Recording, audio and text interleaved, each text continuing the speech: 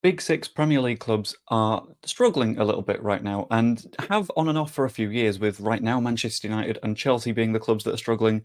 Arsenal in recent seasons dropping off a little bit. Liverpool last season out of the Champions League. And there's a pretty clear set of reasons why. In this video, I'm going to run through what the foundation of the Big Six was and how they got to be where they are, some of the reasons that it's falling apart a little bit now, and ultimately going forwards, what it could mean for the future of football. Before diving into anything else, we need to learn how the Big Six emerged and how these larger clubs got to be as big as they are in terms of revenue, in terms of fan base, everything. Why have I gone out of focus again? Come on, let's fix it. There we go. That's becoming a problem, and I don't know why. The big reason why is they were top of the league when TV revenue started to absolutely balloon. That is mostly when Sky TV took over the Premier League, or the transition from Football League to Premier League. And it seems to have worked for them.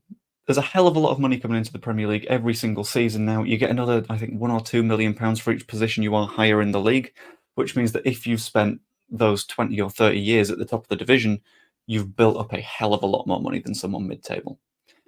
In addition to that, that means they've got consistent appearances in Europe. European TV revenues have also flown through the roof. That includes sales with like BT and stuff like that, but also TV revenue from all across the rest of the continent. Now, when you ultimately consider everything about UEFA and the fact that the Champions League is their cash cow, if you've had lots and lots of seasons in the Champions League or even the Europa League, you will be absolutely spitting out money. I think one season I played Football Manager and I got into the Champions League once and I made something like £100 million set for life. And the fact that that's happening every single season means that you can visibly see when clubs don't get in the Champions League one year, they need to push really hard the next year because they can't do without that revenue for such an extended period. And in addition to that, combining the Premier League TV revenue with their position in the Champions League, it ultimately means that there is great visibility all around the world, which sells a hell of a lot of merchandise.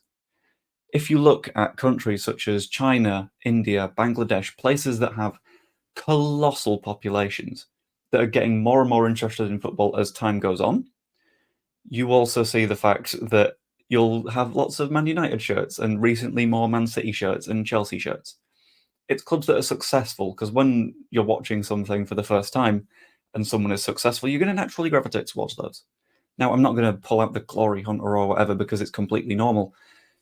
If you don't have an attachment to another club, it makes sense to go for a club that tends to win. Everyone wants to be a bit happier, but those fans are then buying merchandise, which keeps translating into them being able to stay dominant because they can spend more money on players, on good coaching. And that's how the Big Six used it.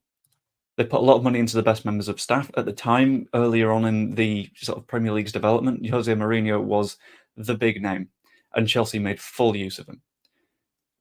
And they did similar with Conte. Well, did they do so? Yeah, I think they did similar with Conte. And Sir Alex Ferguson, I'm sure, was on colossal wages towards the end of his time with Manchester United. And Pep Guardiola is the number one example. He's the number one coach on the planet. And Manchester City managed to get him primarily because they had the money to throw at him.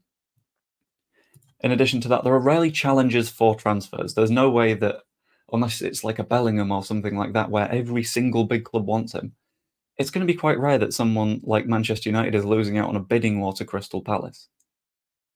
Looking at the Jadon Sancho situation, for example, they were able to look at Dortmund and go, "All right, we're the only challenger here. We've got lots and lots of money. We'll get him from you." Looking even further back, Cristiano Ronaldo, Manchester United were able to go, "You're quite good in Lisbon. 30 million quid? Cracking." And they just ended up getting him. And that is also part of their networking across the world that definitely helped in the early years of their dominance. The fact of the matter was that people from around the world were watching them, but they were able to hire people around the world. They could have, for example, scouts keeping an eye on Park Ji-sung since he was young, using Manchester United as an example again. They were able to pick out talent that other clubs simply couldn't because they didn't have the information. And as well as that, they were the first choice for agents. If you were an agent and your player was top tier, absolutely incredible, you're going to pitch them to people that are winning titles because that's where the money is, that's where the wages are, that's where, as an agent, your bonuses are, and that's where your client can win a lot of trophies. But I think in recent years, there have been significant changes that have meant that that hegemony at the top of football has collapsed. And the first reason is big access to information. The internet has been huge for football becoming decentralized. The things that I've got down as examples here are Scout, weirdly the Football Manager database, and FBref. Scout is a paid scouting service that you can use to catch video clips of all sorts of footballers. And if you're a club, you're going to use the hell out of that because it's got footage from all around the world. Similarly, the Football Manager database is one of the most highly researched databases of footballers on the planet. There's clubs that use it to sign players, or at least to narrow down who they want to sign.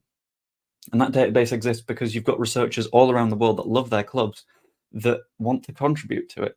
It's sort of like a weird privatized Wikipedia thing just for football. And it really, really works for clubs that are looking to break up that sort of status in the middle. And then FBref is just a free source of all the football data you could possibly want. It's incredible. And that means that combined with this bit, consistent TV revenues, which mean that clubs like Brighton, who were in League One a few years ago, have had hundreds of £1 million every single season they've been in the Premier League, can invest it in players that are good, can push towards a Moneyball approach, which means that they're effectively signing players for comfortably below what their value could be, and then selling them on hugely in the future. Moise Caicedo being the example, they got him for something like £4 million and sold him for 120. That is absolutely colossal for a football club. Again, I'm going to keep using Brighton as the example because they're the ones breaking up the top six at the moment, but Aston Villa are doing the same. They have used that access to information to look around the world and see where are the good members of staff. They signed Unai Emery, for example, whilst a lot of the bigger clubs sort of wrote him off because they tend to be very, very reputational in their signings. They look at the big money people and look at sort of who's not screwed up in a top league before because they're very risk averse. But then you've got Aston Villa who sign Emery and hugely profit from it. Same with De Zerbi and Brighton. And this Moneyball approach means that you sign talent on the cheap, you sell them for very expensive money, and then you just keep doing it again because you can make more signings because you've profited. And this is massively affecting the big six. Firstly, through extremely expensive recruitment. As the lower clubs are getting more promising young players, they're able to sell them onto the bigger clubs for huge sums of money because the bigger clubs desperately need them and weren't able to sign them when they were very, very young. I'm going to use Willy Gnonto as an example here. Leeds signed him for £4 million and then got bids 20 plus in the summer and still said, no, we can probably get more at some point. In addition to that, rival clubs are more attractive for youth players. The big six aren't able to be massive hoovers that take in their entire region of youth players because those youth players aren't going to get into the first team. Look at Manchester United, for example. If they've got a weakness, they will just sign someone. Hannibal, Kobe Mainu are not able to get minutes because they signed Casemiro, because they signed Mount, because they signed Amrabat.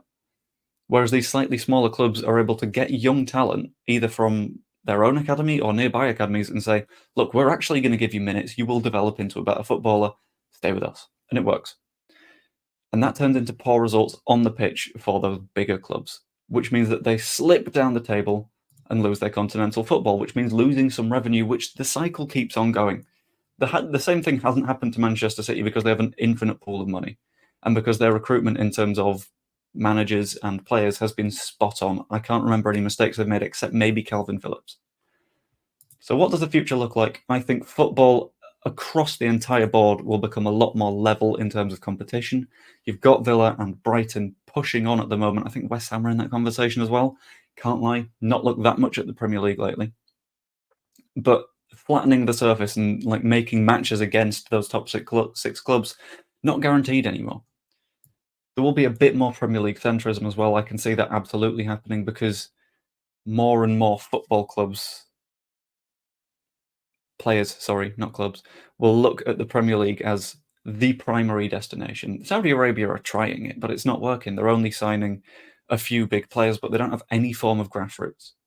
And ultimately, I think it will lead to the collapse of the hierarchy of the Premier League, which ultimately will cause football revolution, up the people. I got a little bit carried away there. But ultimately, the big six are very, very vulnerable at the moment. And I hope it stays that way. It keeps things a little bit more exciting. Hope you enjoyed this video. Let me know what you think in the comments down below. I think this is, although not like a current newsy topic, something very relevant that lots of people have opinions on. Like the video if you enjoyed and subscribe. I will see you later.